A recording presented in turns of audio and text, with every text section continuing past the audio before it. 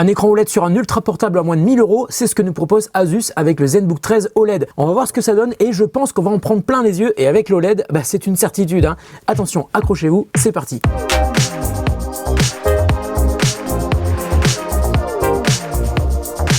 Salut à tous, c'est Nico, j'espère que vous allez bien. Moi ça va super bien comme d'habitude. En plus il fait beau aujourd'hui, il n'y a plus de neige, c'est cool. Aujourd'hui je vais vous parler d'un PC que j'ai reçu en test il y a quelques jours. Alors j'ai pas tourné d'unboxing quand je l'ai reçu parce que j'étais en vacances à ce moment-là et j'étais super pressé de l'utiliser. Je vais donc vous faire partager ma découverte avec le Asus ZenBook 13 OLED. J'ai été un petit peu bluffé par la qualité de ce PC et surtout celle de son écran qui est vraiment incroyable. Alors le Asus ZenBook 13 OLED, comme son nom l'indique, est un PC portable doté d'un écran de 13 pouces au format 16/9, vous le voyez, et cet écran c'est surtout un écran OLED. Alors un petit rappel de ce qu'est la technologie OLED, si vous ne le savez pas, car c'est un élément majeur sur ce PC. L'OLED, c'est un système d'affichage composé de diodes qui produisent leur propre lumière uniquement pour leur zone d'affichage, sans rétroéclairage, c'est-à-dire que lorsqu'une diode est éteinte, c'est le noir complet, et c'est pour cette raison qu'il n'y a pas de zone de rémanence autour de chaque diode allumée. C'est ce qui permet donc aux écrans OLED d'avoir un affichage avec d'excellents contrastes. Il y a aussi des couleurs très respectueuses de la source que vous êtes en train de regarder, avec des noirs parfaitement noirs, et à ce jour, il n'existe pas de meilleure techno d'affichage sur un écran, que ce soit sur une télé, un smartphone ou un PC portable comme c'est le cas avec celui-ci.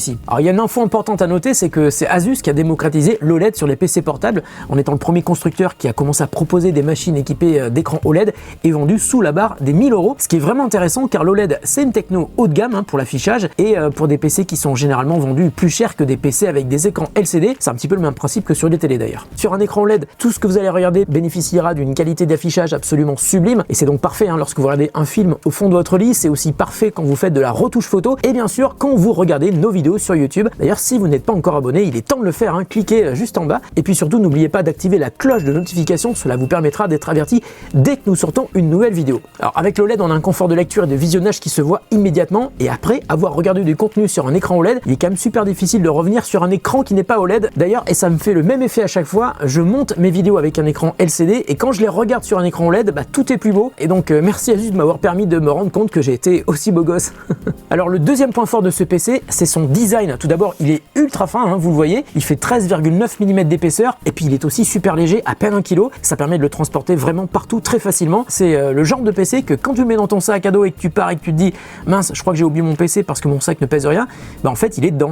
Alors un autre aspect intéressant sur cette ultra portable, c'est sa batterie et son autonomie. L'autonomie varie entre 13 et 15 heures suivant ce que l'on fait. Je l'ai utilisé pendant plusieurs jours et à chaque fois je l'ai chargé le soir et le matin. Je suis reparti pour une journée complète. À l'intérieur, il y a une batterie de 67 Wh qui peut être rechargée via le port USB Type C, et si vous n'avez pas le chargeur secteur avec vous, vous pouvez le recharger avec une batterie externe compatible Power Delivery ou même avec le chargeur de votre smartphone. Ensuite, un autre aspect très intéressant sur ce PC, et c'est souvent le cas sur les PC portables, il est certifié Intel Evo, et là aussi il faut qu'on en parle. Ça veut dire qu'il respecte certaines normes qui lui permettent d'avoir obtenu ce label de la part de Intel. Par exemple, le PC doit être léger, c'est le cas, il doit être fin, moins de 15 mm d'épaisseur, c'est aussi le cas, il doit être aussi performant avec au minimum un Core i5 ou i7 de 11e génération et avec une puce Intel Iris Xe pour la partie graphique. Il doit aussi permettre la sortie de veille instantanée, c'est-à-dire que dès que vous l'ouvrez, il est prêt à bosser en moins de 3 secondes, on va dire. Et là, je pense à tous les gens qui me disent que lorsqu'ils ouvrent leur PC, ils ont le temps d'aller se faire un café avant qu'il ait fini de charger. Et bien avec un PC comme celui-là certifié Intel Evo, vous n'aurez même pas le temps d'allumer votre machine à café.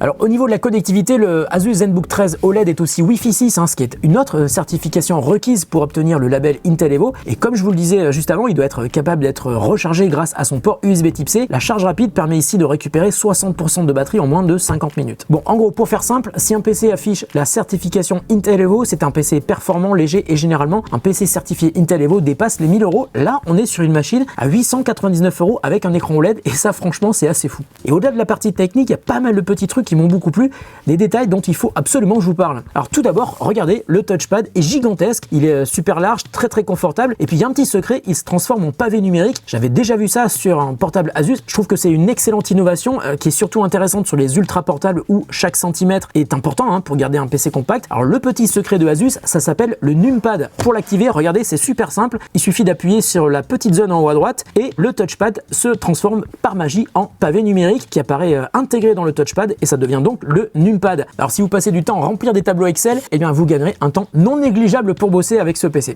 D'ailleurs, un autre aspect vraiment réussi sur ce PC, ça m'a beaucoup plu aussi, c'est le clavier. Regardez, les touches sont très larges, elles sont aussi confortables confortable et les lettres sont super lisibles. D'ailleurs, il y a un autre aspect sympa, c'est que le clavier peut être rétroéclairé avec même 4 niveaux de luminosité. Et puis j'ai aussi remarqué un détail intéressant, lorsque vous ouvrez le PC, le clavier est surélevé, ça permet d'avoir une position de frappe qui est très confortable. Alors au niveau du son, le PC est équipé de HP stéréo Harman Kardon et le son est vraiment très très bon. Alors ça manque un peu de basse car le PC est super fin, mais la qualité générale est vraiment très satisfaisante.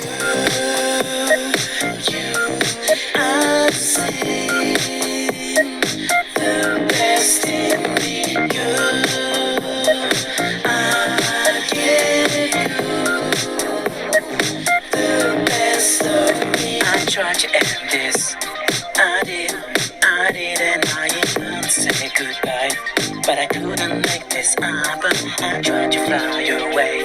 I did.